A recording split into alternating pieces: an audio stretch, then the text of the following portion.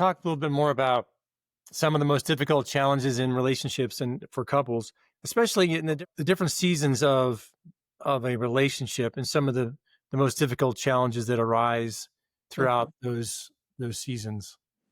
I think in the earlier seasons of a relationship, there are these things that we discover that we didn't know about the other person, or how two people are just intertwining their lives or trying to. And learning to distinguish between things that are never going to work versus the things that we think are hard stops that really, when we get down into it, and I just see this so often in couples, it often isn't even really about the thing they think that they're having conflict over or differences about.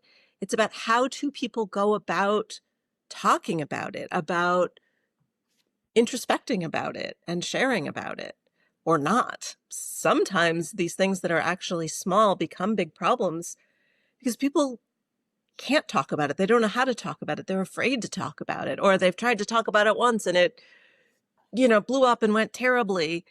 And so they've just shut down, and then they just start walking around this big pile underneath the carpet Yeah.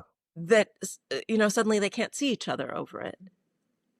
So I mean, I think that can happen at any stage of a relationship, whether it's, short-term dating relationship or people who've been together a really long time.